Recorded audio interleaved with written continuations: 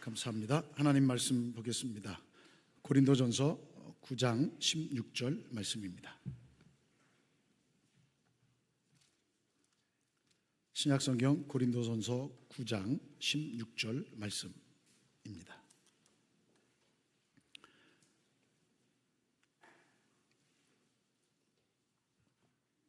한 절만 제가 봉독해 올리겠습니다. 내가 복음을 전할지라도 자랑할 것이 없음은 내가 부득불할 일임이라.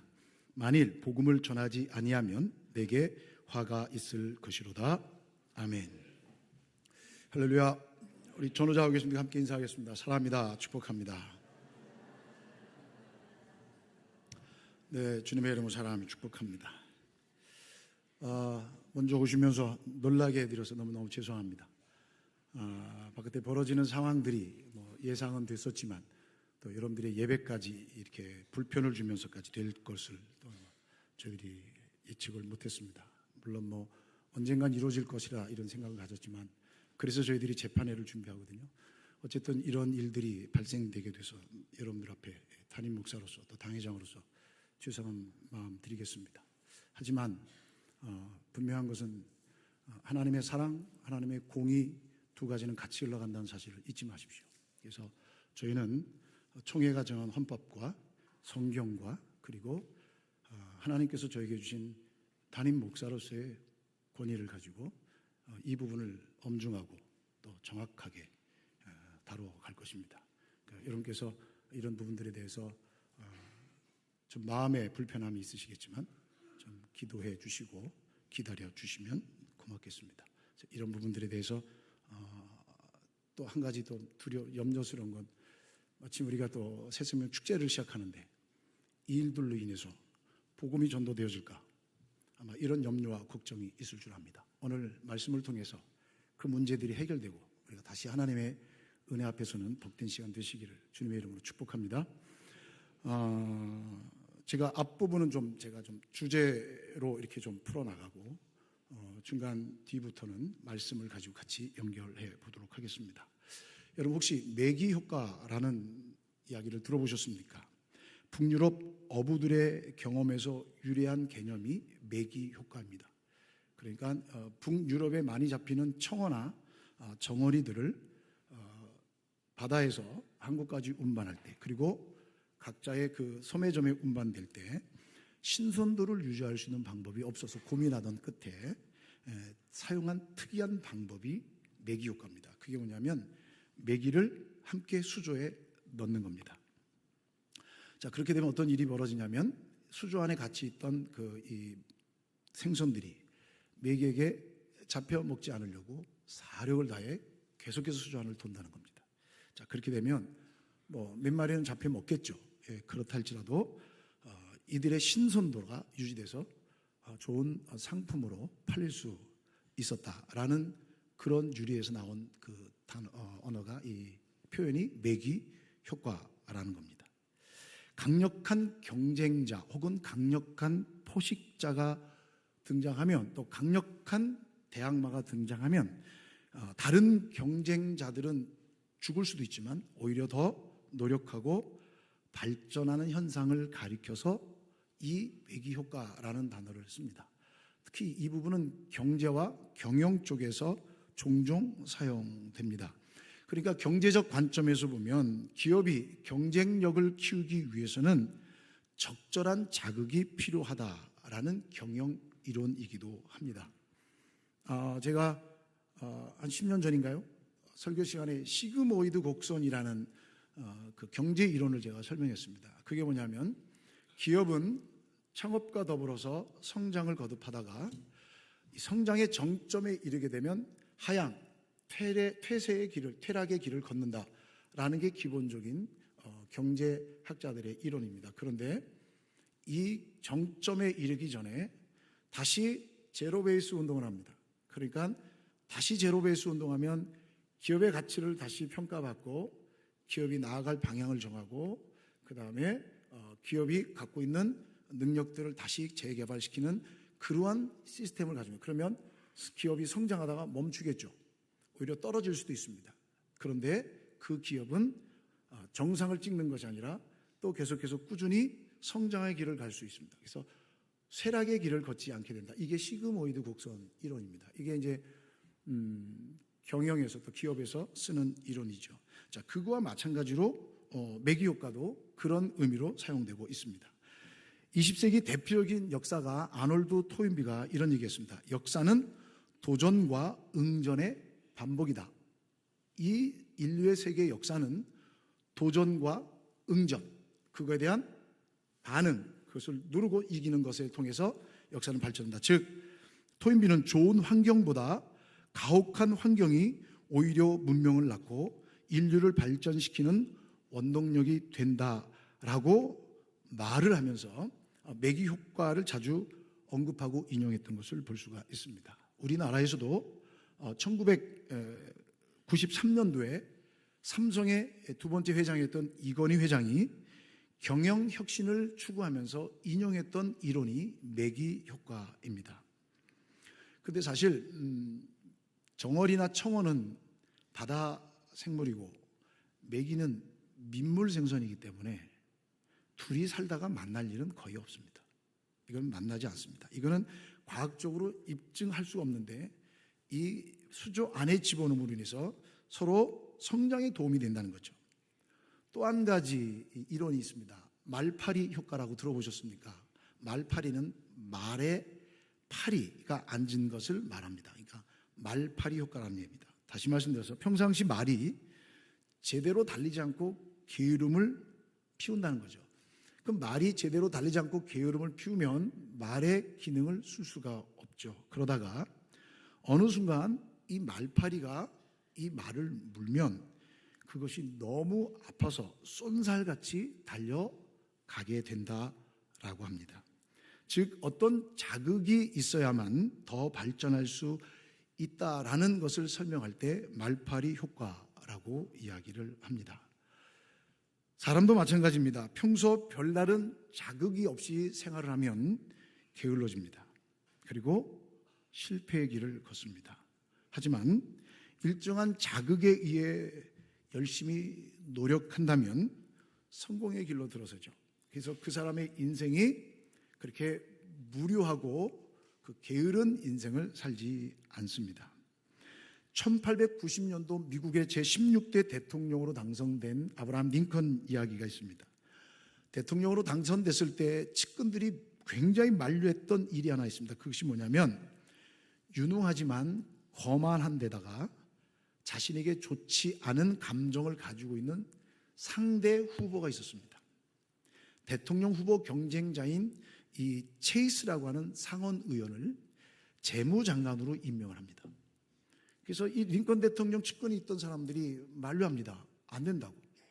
이거는 우리의 일에도 굉장히 방해가 되니까 할 수 있으면 빨리 이걸 취소해라. 이걸 다시 바꿔라. 이렇게 얘기했습니다. 그때 링컨이 주위 사람들에게 이렇게 얘기했습니다. 대통령이 되려는 욕망에 사로잡힌 말파리가 체이스를 물고 있다. 말파리가 체이스를 끊임없이 달리게 할 테니 떼어내고 싶지 않다. 이런 말을 했습니다. 그래서 이걸 통해서 그는 더 멋진 정치를 펼쳐나갈 수 있었지요. 자, 그렇다면 이것과 반대되는 것입니다. 말파리, 매기 이런 거, 그러니까 정어리나 청어를 죽이는 매기를 없애고 말을 괴롭히는 파리를 없앤다면 평화로울까요? 편안할까요? 근데 여러분, 봄날은 오래가지 않습니다. 세계 역사 어딜 봐도 이런 평안과 편안은 금방 쇠퇴의 길을 걷게 됩니다. 안일함과 안주의 경쟁력을 잃어서 작은 도전에도 쉽게 무너질 수 있기 때문이죠. 찬란했던 마야 문명이 왜 멸망당했는가? 남미에 있는 그 엄청난 마야 문명, 저도 사실은 가보지는 못했고 영상으로 사진으로만 봤습니다. 그 마야 문명을 보면 그 시대에 얼마나 문명이 발달했는가를 볼 수가 있습니다. 그런데 왜 멸망당했는가? 아놀드 토인비가 이렇게 얘기합니다. 그 이유를 오랫동안 외부의 적이 없어 갑작스럽게 닥친 시련에 취약해졌기 때문이다 라고 이야기를 합니다. 여러분 혹시 도도새의 법칙을 아십니까? 자, 여러분 사진을 하나 좀 보여주십시오. 예, 이게 도도새입니다. 실제를 찍은 게 아니고 그림이거든요. 왜냐하면 제가 위키백과를 찾아보니까요, 이 새가 살던 곳이 어디냐면 마다가스카르 섬입니다. 이 마다가스카르 섬은 지금도 자연의 보고로 여겨지고 있고, 이 섬에서 이 엄청나게 평안함을 누리며 살고 있었던 새가 바로 이 도도새입니다. 먹잇감이 너무 많아서 굳이 사냥을 힘써 하지 않아도 다 먹을 수 있는 상황입니다. 그래서 이 새의 몸의 길이가 1m입니다. 그리고 몸무게가 10kg에서 21kg까지 불어난다고 합니다. 먹잇감이 풍부하고 천적도 없고, 또 이런 낙원에서 살아가니까 하늘을 나르면서 살 이유가 전혀 없었죠. 그래서 이 모든 것을 잃어버리고 난 다음에 외부의 적이 왔을 때 날지도 못하고 아무것도 할 수 없어서 결국은 다 잡혀져서 멸종됐습니다. 그래서 제가 백과사전을 살펴보니까 이 도도새는 1507년 포르투갈 사람들이 발견했고, 그리고 1681년 마지막 목격자가 있었다는 기록만 있고, 그 이후에는 본 사람이 없고 지구상에서 멸종된 조류가 이 도도새라는 것이죠. 어느 날 갑자기 나타난 도전에, 시련에 대응하지 못하고 무너지고 만 거죠. 저도 보진 않았습니다만 영화 존 윅 3라고 하는 영화, 거기에 보면 파라벨룸이라는 부제가 달려 있는데요, 이 멋진 대사 때문에 제가 인용했습니다. 라틴어로 시비스 파켐 파라벨룸이라고 합니다. 이 대사입니다. 이 파라벨룸이라는 단어가 무슨 얘기냐면 전쟁을 준비하라, 이런 단어입니다. 라틴어입니다. 그런데 시비스 파켐이라는 단어가 뭐냐면 평화를 원한다면 전쟁을 준비하라. 이 군사력도, 국가들도 국가를 지키기 위해서, 경제인들도 지키기 위해서 노력하지 않으면 자그마한 시련과 도전 속에 그대로 무너지고 말 것이라는 그런 이야기입니다. 한국교회를 한번 보겠습니다. 한국교회는 부흥의 길목에 있을 때 예수 믿는 사람이 1000만이라고 이야기를 했습니다. 인구 4천만 중에 1000만 명이 예수님을 믿는다라고 환호성을 쳤고, 그리고 훗날은 1200만 기독교라고 이야기를 했습니다. 물론 제가 그것을 그 말 고지고대로 믿는 건 아닙니다만, 어쨌든 통계상으로 그렇게 돼서 기독교의 전성기를 이뤘던 시대가 있었습니다. 지금은 점점 줄어들어서 600만 명이라고 합니다, 통계상. 근데 600만 명은 이단이 포함되어 있습니다. 자, 이럴 때 한국교회에 대한 신뢰도도 많이 떨어졌습니다. 자, 이럴 때 전도가 되겠습니까? 자, 이럴 때 복음을 전하면 사람들이 하나님의 말씀을 듣고 교회로 오겠습니까? 공교롭게도 오늘 제가 이 설교를 하는데, 우리 이제 새생명 축제를 합니다. 바깥에서 저렇게 떠들면 여러분, 교회 오겠습니까? 오던 사람도 가죠. 교회가 이 사령교회밖에 없습니까? 얼마나 교회들이 많은데, 얼마나 좋은 교회들이 많은데, 얼마나 메시지 좋은 교회들이 많은데 굳이 사령교회 왜 옵니까? 시끄러운 교회 와서. 그러니까 여러분, 이럴 때 그럼 우리는 어떻게 합니까? 주저앉아 있어야 합니까? 저는 그렇게 생각하지 않습니다. 저는 그렇게 생각하지 않습니다. 여러분, 사실 영원한 하나님의 나라를 소망하던 몇몇의 신앙인, 통계상으로 보면 20%, 그러니까 19년 팬데믹 일어나기 전에, 코로나 팬데믹 일어나기 전에 있었던 성도들의 숫자 20%는 코로나 팬데믹을 지나면서 하나님을 향한 신앙이 완전히 상실됐습니다. 예배가 없어도 살만했습니다. 굳이 교회에 나가지 않아도 살만한데 왜 예배를 드리고 시간을 드리고 물질을 드려야만 하는가라는 이 질문에 답을 얻지 못하고 교회를 떠났다는 겁니다. 저도 여러분들과 함께 같이 코로나를 지내면서 정부의 시책에 같이 동요해야 된다라고 해서 거리두기 했고, 또 예배를, 또 인원수를 제한하고, 또 예배를 멈추기도 했습니다. 역사학자들이, 또 신학자들이 나중에 평가를 하겠죠. 그런데 저는 이 평가를 제가 스스로 내려보면 제가 실수하고 제가 잘못했다고 저는 생각합니다. 많은 교회 목사님들이 의미를 가지고 참여했지만 저는 개인적으로 봤을 때 저는 아니다. 죽어도 예배는 드려야 됐다. 저는 이렇게 생각합니다.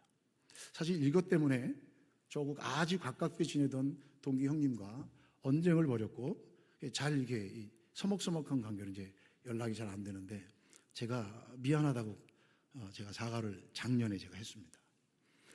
아무튼 여러분, 교회 예배가 멈춰져도 괜찮고 안 드려도 괜찮고 하지 않아도 되는 괜찮은 상황 속에서 여러분, 그들이 교회에 나오지 않고 이런 상황 속에서 복음이 전해도 복음을 받아들이지 않을 거라면, 괜찮다라면 우린 그런 이유들에 대해서, 현상들에 대해서 우린 반박할 수가 없습니다. 자, 그렇다면 우리의 신앙의 자세와 이 세상을 살아가는 신앙인으로서의 자세, 그리고 우리 신앙생활하는 목적이 무엇인가를 다시 한번 재점검해 봐야 된다는 사실입니다. 그동안 신앙생활과 교회생활은 죄송합니다, 어떻게 하면 부흥을 위해서 애쓸까 노력했을 뿐이지 무엇이 진짜 복음이고 무엇이 진짜 하나님의 말씀인가에 대한 초점을 맞추지 않은 것은 사실입니다. 여러분, 정말 교회 다니는 이유가, 신앙생활하는 이유가 어디에 있습니까? 우리 신앙의 근거는 복음입니다. 하나님의 은혜입니다. 여기서 출발해야 합니다. 다른 것에서 출발하면 이 신앙과 복음의 감격과 기쁨을 유지할 수 없습니다. 먼저는 우리가 물어야 합니다. 내가 먼저 복음으로 거룩한 부르심, 하나님의 부르심 앞에 엎드려야 한다는 것입니다. 진지한 질문을 내 스스로에게 던져야 합니다. 나는 복음으로 인해 죄에서 구원받음을 확신하는가? 라는 질문을 내게 던져야 합니다. 난 이 세상에서 복음의 능력으로만 살아갈 수 있는 존재임을 확신하는가? 내 스스로 던져야 합니다. 우리는 교회 속에서 무엇을 얻고, 교회 속에서 무슨 유익을 얻고, 명예를 얻고, 이름을 얻기 위해서 교회를 다닌다면 그것은 진정한 구원의 자세, 복음의 자세, 사명자의 자세가 아니라는 것입니다. 다시 말해, 내가 복음으로 인해 건짐을 받았냐라는 것입니다. 하나님의 말씀으로 인해 건짐받았냐, 생명의 복음으로 구원받은 내가 다른 사람들을 말씀의 능력 가운데로 인도할 수 있다는 사실입니다. 내가 생명의 복음으로 구원받지 못하면 이 복음의 복된 소식, 이 구원의 기쁜 소식을 전할 수가 없습니다. 4세기경, 그러니까 기독교가 공식 국가 종교로 인정됐던 것이 313년에 있었던 이 콘스탄티노플 대제가 했던 니케아 공의에서 선언된 이 칙령입니다. 사실 그 이후로 역사적으로 보면 50년 동안 계속 이어진 기독교의 박해가 있어서 그 이후도 계속해서 어려움이 있었다라고 하는 것을 보면 4세기경 맞습니다. 그럼 그때 어간입니다.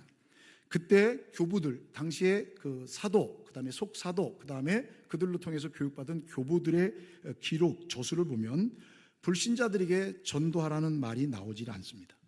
초대교회 카르타고의 교부 키프리안이 그의 저수를 새신자들의 신앙생활 120항목의 기록에 보면 그리스도인들이 서로 권면하고 깨어 기도하라라고 기록하고 있습니다. 하지만 그 이후에 믿지 않는 자들에게 전도하라라는 말이 나오지 않습니다. 왠 줄 아십니까? 당시에 예수님을 믿는다라고 고백하면 핍박을 받고 고난을 받고 목숨도 잃어버렸습니다. 내가 예수님을 믿기 때문에 당신도 예수님 믿으셔야 한다는 얘기는 내 고난에 당신도 들어오세요 해서 이걸 할 수가 없었습니다. 복음을 대놓고 전할 수가 없었습니다. 그럼에도 기록에 보면 기독교인은 증가했다라고 기록하고 있습니다. 자, 우리는 이제 새생명 축제를 위해 기도하며 복음을 전하기 위해 애쓰며 노력할 것입니다. 자, 그런데 이 기도와 애씀과 노력이 누군가를 교회로 인도하겠다라는 그런 기대만 가지고 있다면 우리 교회는 전도가 안 될 겁니다. 나타나는 현상만 보더라도 우리 교회는 전도가 안 됩니다. 될 수가 없습니다. 이미 오래전부터 이런 문제들이 드러나고 있었기 때문에 우리 교회는 전도될 이유가 없습니다. 여러분, 만약에 누군가를 데려오는 거라면 오히려 더 좋은 교회로 가도록 권하는 게 나을 것입니다. 그러나 정말 중요한 것은 우리가 이 새생명 축제를 하는 이유는, 복음을 전하는 이유는 우리 스스로가 하나님의 은혜, 예수 그리스도의 십자가의 복음 앞에 새롭게 되는 감격과 기쁨이 있다면 우리가 굳이 이런 상황과 현상 속에서 우리가 조심스럽게 복음을 전한다면 당신 때문에 내가 가겠습니다라는 그런 응답들이 있을 거라고 저는 믿습니다. 이것이 우리가 이곳에 존재하는 이유고 우리 교회가 주님으로부터 받은 이 사명을 감당해야 될 사명이라는 것입니다. 자, 오늘 본문을 보십시오. 16절 보시면 내가 복음을 전할지라도 자랑할 것이 없음은 이라고 합니다. 내가 복음을 전할지라도 자랑할 것이 하나도 없다. 여러분, 사도 바울이 복음 전하기 위해 얼마나 했었습니까? 무척 했었습니다. 복음을 전할지라도 자신의 열심에 나는 자랑할 게 하나도 없다라고 고백합니다. 그런데 이 복음을 전한다는 이 단어가 현재형입니다. 그러니까 전에 썼다가 아니라 지금도 계속 복음을 전하고 있다라는 겁니다. 그러면서 뭐라고 했냐면 내가 부득불 할 일임이라 라고 말합니다. 부득불. 이 말은 여러분, 부득불은 부사로서 어떤 것을 내가 할 일을 꾸며주는 것 같은데 여러분, 이것은 부사가 아닙니다. 이것은 필연성, 의무를 나타내는 명사입니다. 내가 반드시 해야 할 필연적인 의무를 하나님께서 나에게 부과하셨기 때문이라는 것입니다. 근데 이것도 현재형을 쓰고 있습니다. 즉 복음 전파가 자신의 임의대로나 재량을 하는 것이 아니라 지속적으로 감당해야 할 누군가에 의해서 부여받은 필연적 의무요, 필연적 사명이라는 것을 보여주고 있는 표현입니다.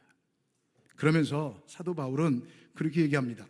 복음을 전하는 이 목적이 나의 자랑거리를 만들기 위해서가 아니라는 겁니다. 복음을 전해서 내가 교회 몇 개를 세웠다, 복음을 전해서 내가 몇 사람을 전도했다, 복음을 전해서 내가 이런 인정을 받았다, 이걸 위해서, 자신의 자랑거리를 위해서 만들기 위해서가 아니라, 여러분 그 다음 말씀을 보십시오. 만일 복음을 전하지 아니하면 내게 화가 있을 것이미로다 라고 말하는 것을 보면 여러분 이겁니다. 내가 만약에 복음을 전하지 않고 멈춰 있다면 스스로 불행하다라고 느낀다라는 고백입니다. 자신은 복음 전파의 직분, 그리고 사도라는 직분을 받았기 때문에 그만큼 자신의 복음 전파는 당연히 필연적으로 해야 할 의무다라고 이야기를 하고 있습니다. 사실 우리가 읽지 않았지만 9장 1절부터 14절 말씀까지 보면 사도 바울이 이 말을 하기 전에 그런 얘기합니다. 내가 누구냐? 내가 사도 아니냐? 이렇게 얘기합니다. 내가 사도가 아니냐? 나 자유자가 아니냐라고 얘기합니다. 그러면서 4절부터 우리에게 권리가 없느냐라고 말하면서 나도 권리가 있다. 무슨 권리? 교회로부터 생활비를 받고 교회로부터 가정을 돌보받는 이런 권리가 나에게 있다. 이렇게 얘기합니다. 다른 사도들처럼 결혼도 하고 가족도 부양하고 생계를 유지하고 그런 권리들이 나한테도 있다. 나 있다. 그 근거로 이렇게 둡니다. 7절 말씀에 보면 군사가 군대 일을 할 때 자기 돈 들여서 군사 일을 하느냐? 아니다. 나라가 다 먹여준다. 하나님의 말씀의 복음자는 복음으로 산다라고 얘기합니다. 또 9절 말씀에 보면 곡식을 밟아 떠는 소에게 망을 씌우지 말라라는 신명기 말씀을 인용하면서 짐승도 권리가 있는데 하물며 복음을 전하는 사도 자신에게도 권리가 있다라고 하면서 이야기합니다. 그러면서 이런 권리들이 있다고 하는데 나는 이런 권리들을 쓰지 않겠다. 왜? 12절 말씀 보세요. 다른 이들도 너에게 이런 권리를 가졌거든 하물며 우리일까 보냐. 자신도 권리가 있다는 거죠. 그러나 우리가 이 권리를 쓰지 아니하고 범사에 참는 것은 그리스도의 복음에 아무런 장애가 없게 하려 함이라 라고 말합니다. 사랑하는 여러분, 사도 바울은 복음을 전하는 일에 포기하지 않았습니다. 여러분 다시 한번 성경을 좀 사도행전과 서신서들을 같이 옆에 놓고 읽으시면서 사도 바울이 복음을 전했던 모습들을 지도를 보면서 한번 보십시오. 여러분 엄청난 거리를 다닙니다. 여러분 지도를 보면 이 사도 바울이 다닌 그 거리를 보면 이 거리는 너무나 많습니다. 특히 그가 다녔던 그 거리는 멀기도 멀은 떨어 높기도 높았습니다. 해발 3,200m 되는 타우루스 산맥을 넘어가야 했습니다. 이 길을 정말 매 수도 없이 왔다 갔다 했습니다. 수많은 강의 위험, 산의 위험, 강도의 위험, 동족의 위험, 사도 바울이 복음을 전하는 곳마다 얼마나 반대 세력들이 일어났는지 모릅니다. 사도 바울을 죽이기 위해서 40명의 결사대가 모였습니다.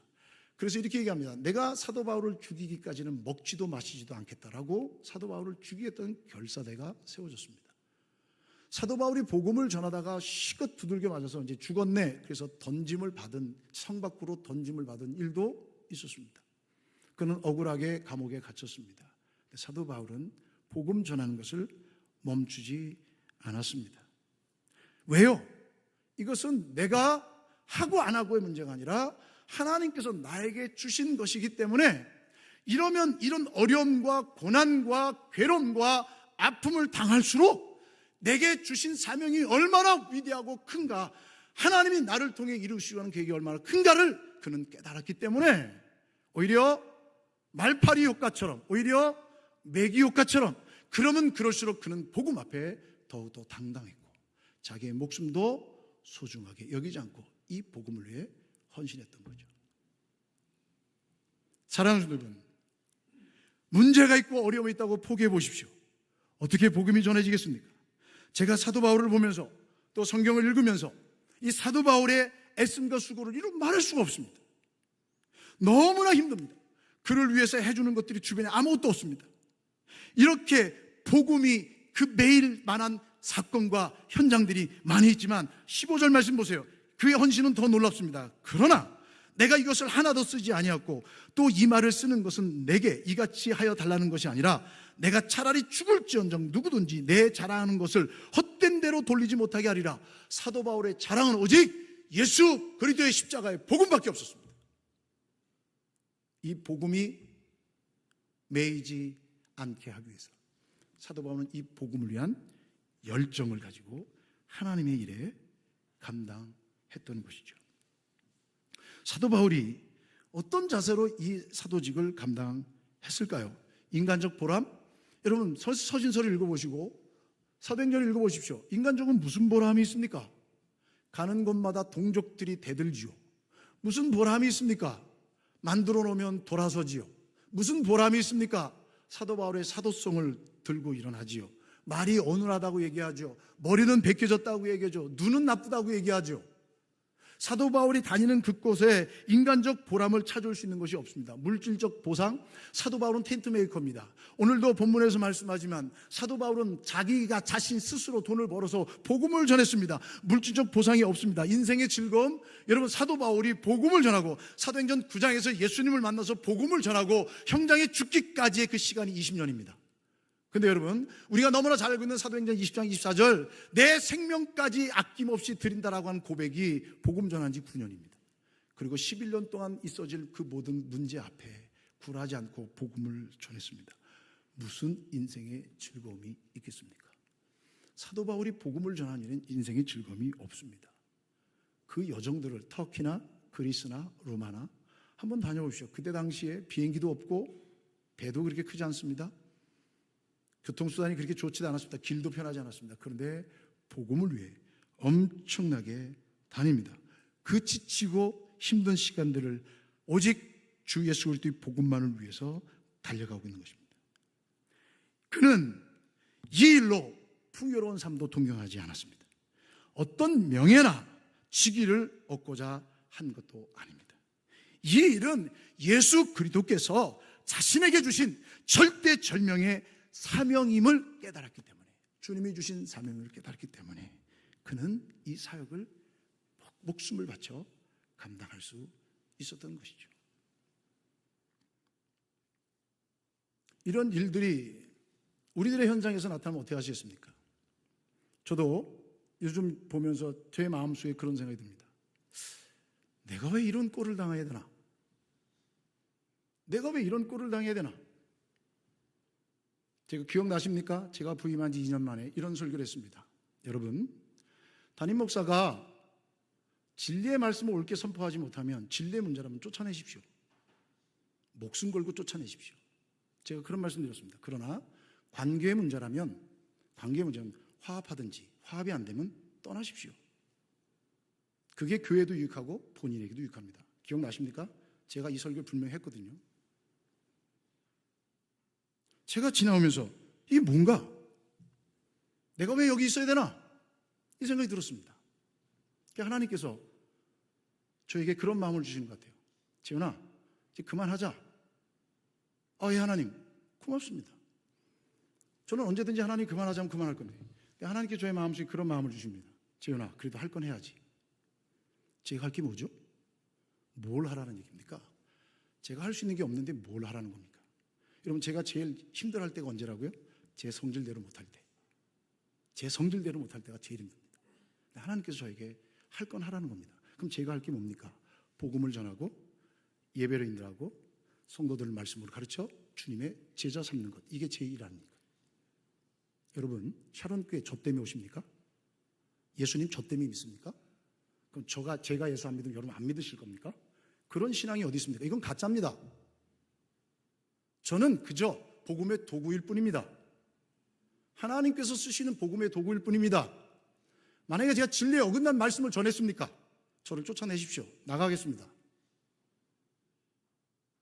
왜 이런 일을 당해야 되나? 요즘은 또 그런 생각이 듭니다. 재훈아, 할 건 해야지. 제가 할 일이 뭡니까, 하나님? 묻습니다. 그 질문 속에 지금 계속 주님과 저도 씨름 아닌 씨름을 하고 있습니다. 제가 할 일이 뭡니까? 근데 오늘 이런 일이 벌어집니다. 여러분, 하고 싶겠습니까? 전도하고 싶겠습니까? 사도 바울은 어땠다고요? 동족의 위험이 있었습니다. 자기의 유대인들이, 사도 바울의 신분이 뭡니까? 로마 시민권자입니다. 유대인입니다. 바리새인 중에 바리새인입니다. 가말리아파입니다. 여러분, 베냐민 지파입니다. 모든 조건을 다 갖추고 있었는데 그는 복음을 위해서 이 모든 걸 다 배설물로 여겼다. 왜? 주님께서 나를 통해 이방인들에게 복음을 전하는 사명을 주셨기 때문에 생명의 주님을 전하는 일은 내 목숨을 조금도 아깝게 여기지 않는다라고 했습니다. 무슨 보상이 준비되어 있습니까? 무슨 명예가 있습니까? 그는 그 하나님의 부르심 앞에 헌신했습니다. 어떤 명예를 얻는 것이 아닙니다. 사도행전 9장 15절 말씀에 주께서 이르시되 가라, 이 사람은 내 이름을 이방인과 임금들과 이스라엘 자손들에게 전하기 위하여 택한 나의 그릇이라. 여러분, 아나니아에게 사도 사울에게 찾아가서 안수하라고 할 때 하신 말씀입니다. 갈라디아서 1장 15절 16절 그러나 내 어머니의 태로부터 나를 택정하시고 그의 은혜로 나를 부르신 이가 그의 아들을 이방에 전하기 위하여 그를 내 속에 나타내시기를 기뻐하였을 때 내가 곧 혈육과 의논하지 아니하고, 하나님께서 나를 통해 하시고자 하는 그 일을 할 때에 내가 누구와도 의논하지 않고 하나님의 일에 내 모든 것을 전 존재를 다 바쳤다라고 얘기합니다. 여러분, 하나님을 위해 전 존재를 바친 사람은 죽음도 두렵지 않습니다. 사도 바울은 그 일을 위해 주의를 한 거죠. 하나님께서 예수 그리스도를 이 땅에 보내주시고 십자가를 치라 하실 때 주님은 인간적으로 할 수만 있다면 이것을 치워달라고 합니다. 그런데 주님의 뜻이라면 순종합니다. 왜요? 그것이 사는 길이고 그것이 하나님의 뜻이기 때문에 그랬던 거죠. 로마서 1장 14절 말씀에도 보면 헬라인이나 야만인이나 지혜 있는 자나 어리석은 자에게 다 내가 빚진 자라. 여러분, 왜 사도 바울이 야만인과 지혜인과 왜 유대인들에게 왜 빚진 자입니까? 근데 그는 하나님의 복음을 위해 부름받은 보냄받은 사명자요 사도였기 때문에 하나님의 부르심에 순종한다. 그래서 내가 부득불 할 수밖에 없다.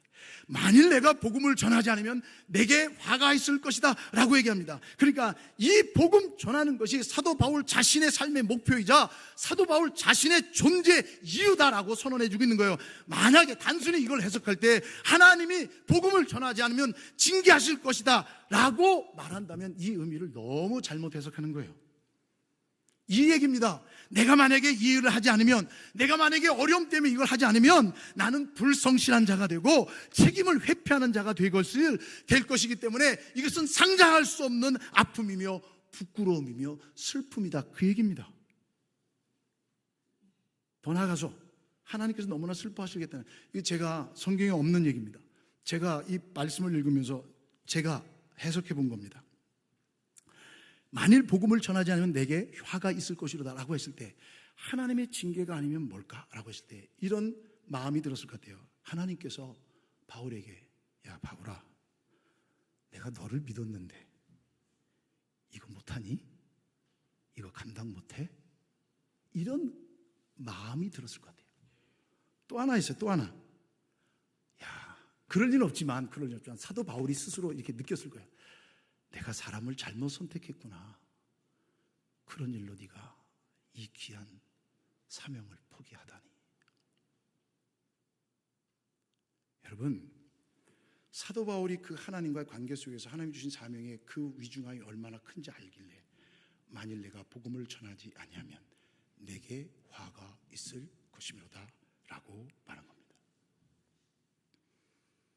저도 30대 때 어떻게 하면 이 길을 안 갈까 진짜 무척 고민했습니다. 저는 교회에서 잘리기를 바랬습니다. 잘리기를 바랬습니다. 일만 터지면 좋겠다. 저는 이러고 다녔습니다. 일이 터졌어요. 저는 몰랐는데. 왜 이재현 전도사 안 내보느냐. 그런 일이 터졌어요. 근데 저를 다시 움직이게 한 것은 어느 날 저에게 그러시더라고요. 재훈아, 내가 너한테 실망했다. 제가 이 말을 딱 듣는데 제 껍데기가 다 벗겨지는 것 같은 느낌인 거예요. 내가 너한테 실망했다. 딱 이 말씀하고 문을 닫고 들어가시는데 진짜 제 존재가 사라지는 것 같더라고요. 나는 뭘까?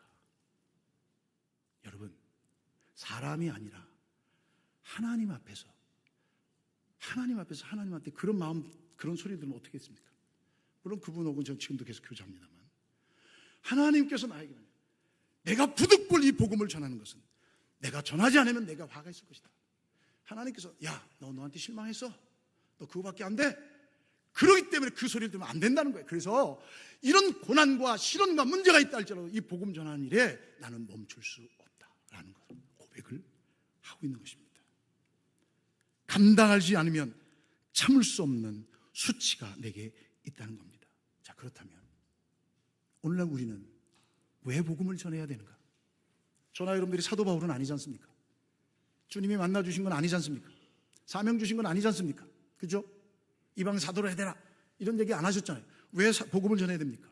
자, 이런 상황 속에서 교회가 어떤 영향력을 나타낼 수 있고 교회가 어떤 좋은 소문이 나타날 수 있겠습니까? 아마도 나가서 복음을 전하는 것 자체가 부끄러움이 될 수도 있을 것입니다. 아마도 예수님을 전하는 것 자체가 그들에게 손가락질을 받을 것입니다. 너네나 잘해, 너네나 잘해, 니네 문제나 해결해 라고 손가락질 할 수도 있을 겁니다. 멈춰야 합니까? 아닙니다. 이것은 반드시 해야 할 일입니다. 왜요? 이것은 주님께서 우리에게 주신 명령이며 우리에게 주신 사명이죠. 주님이 우리를 불러주신 이유와 목적이 뭐라고요? 우리를 통해 또 누군가가 우리를 통해 생명의 주님을 만나기를 하나님은 원하시는 거예요. 어디에 있는지 몰라요. 가까운 데 있을 수도 있고 먼 데 있을 수도 있고, 그러나 우리는 때를 얻든지 못 얻든지 복음을 전하는 일에 힘쓰고 애써야 할 사명이 우리 가운데 있어야 합니다. 반드시 해야 합니다. 해도 되고 안 해도 되는 문제가 아니라 주님께서 땅끝까지 이르러 내 증인되라, 아버지와 아들과 성령의 이름으로 세례를 주라 라고 말씀하셨습니다. 공교롭게도 내일이 14년 전에 돌아가신 고 옥하는 목사님의 추모일입니다. 내일이. 사랑의 교회, 저의 사역에, 저의 이 목회의 길에 영향을 준 큰 두 분이 계신데 그 두 분 중에 한 분이 옥하는 목사님이십니다. 그분이 하나님의 복음을 위해서 진행을 쏟으셨습니다. 그분의 영상들을 보면 지금도 가슴이 찌릿찌릿합니다. 복음의 진행을 쏟아놨습니다. 그가 토해내는 복음의 사자후는 듣는 사람들의 가슴을 후벼 팝니다. 여러분, 그가 하나님의 교회를 위해 섬겼고 한국 교회를 위해 섬겼습니다. 엄청난 시간, 엄청난 인력, 엄청난 재정이 들어가서 그는 지금까지 사랑의 교회는 한국 교회를 섬겼고 목회자들을 위해 섬기고 있습니다. 여러분, 그가 하나님의 귀한 사랑으로 부흥이 돼서 성도가 18,000명이 됐습니다. 18,000명 되고 강남에 있는 교회라면 여러분 편안하게 목회해도 되지 않겠습니까? 18,000명 되고 그만한 부흥을 있었다면 이 목사님은 가만히 계셔도 되지 않겠습니까? 그런데 그분이 외쳤던 것은 아니다. 한국교회는 새로워져야 된다. 갱신을 외쳤고 한국교회는 하나 돼야 된다. 일치를 외쳤고 한국교회는 연합해야 된다. 연합을 외쳤습니다. 그래서 일치와 갱신과 연합운동으로 교회갱신협과 한국 목회자 협의회를 만들어서 한국교회를 위해 엄청나게 섬기셨습니다. 수많은 시간들을 보냈습니다. 또 제가 기억하는 옥하는 목사님의 모습은 복음에 대한 열정이 남달랐다는 것이죠. 그렇게 큰 교회로 성장했으면 이제 알아서 부교육자들에 맡겨도 되지 않습니까? 유능한 사역자들 뽑아서 맡겨도 되지 않습니까?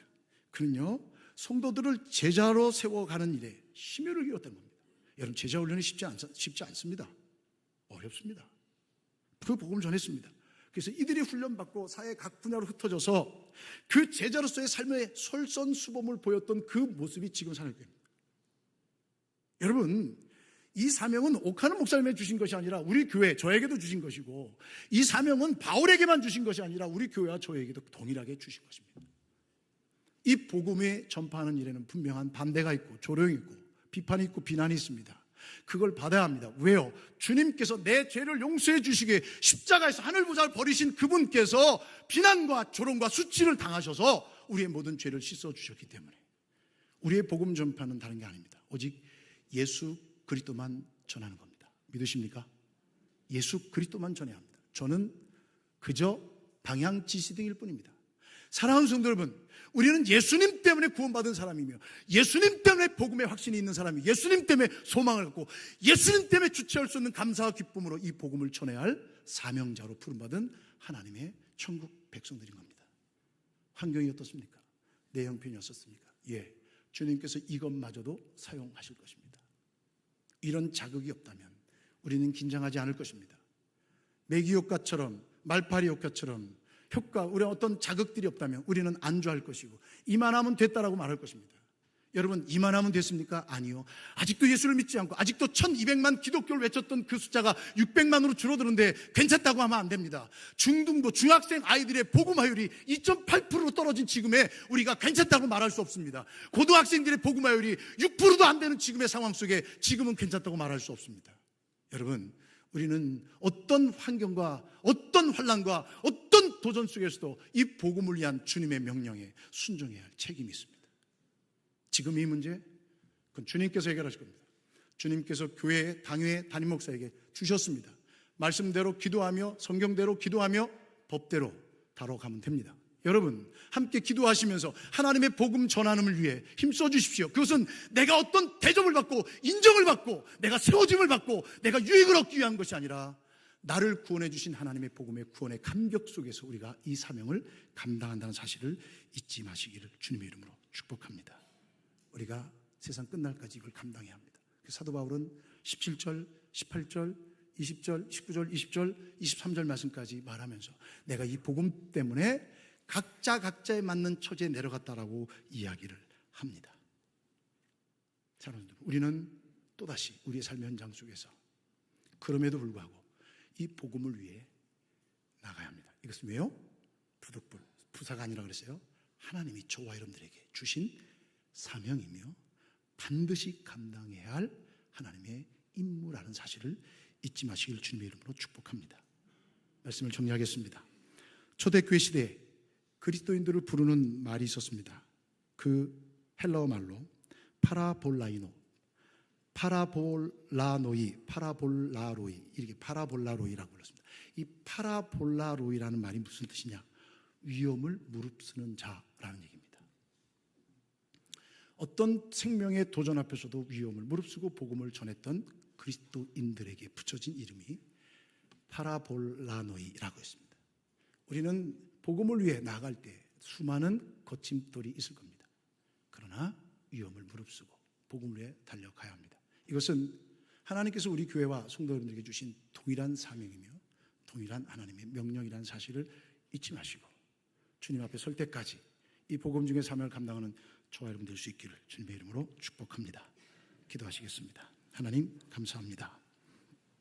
우리를 죄와 사망 가운데서 건져주신 이 감격과 기쁨과 이 기대가 우리를 통해 생명의 주님을 드러내는 일에 사용되어질 때 기꺼이 순종케 하여 주시옵소서.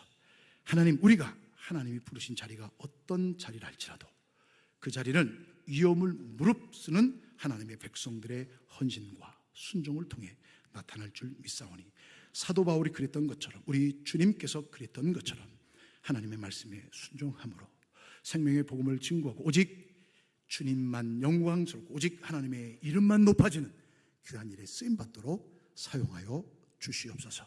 우리가 비록 힘들고 어려운 상황 속에 있지만 이 상황과 이 현상들을 극복할 수 있게 되어 우리가 다시 말씀으로 복음으로 하나 되어서 우리가 한 공동체임을 깨달아 주님의 교회의 공동성과 그리고 공교회성을 잃어버리지 않게 도와주셔서 하나님, 사나 죽으나 하나님의 영광을 위해 살아갈 수 있는 우리 모두가 되게 하여 주시옵소서. 예수님의 이름으로 기도하옵나이다. 아멘. 우리 자리에서 다 일어나셔서 찬송가 508장 함께 찬양하시겠습니다.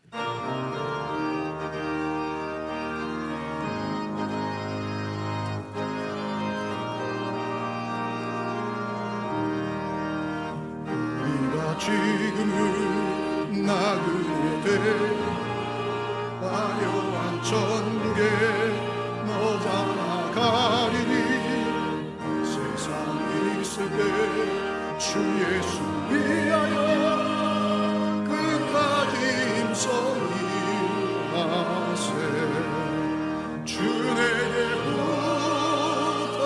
부탁하시니 천사도 흠모하겠네.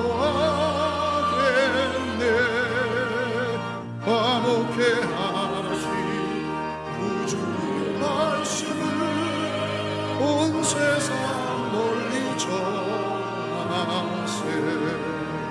주 예수 말씀이 온 세상 만민을 흉악한 죄에서 떠나라 하시니 말씀 듣고서 새 생명 얻으라 이 기쁜 소식 전하세. 주 내게 부탁하시니 천사도 흠모하겠네. 화목해 하시 구주의 말씀을 온 세상 널리 전하세. 영생의 복날과 천국에 갈 길을 남에서 알고 나가서 전하세. 주 예수 말씀이 이 복음 전하라 우리에게 부탁하셨네. 주 내게 부탁하시니 천사도 흠모하겠네. 화목해 하시 구주의 말씀을 온 세상 널리 전하세.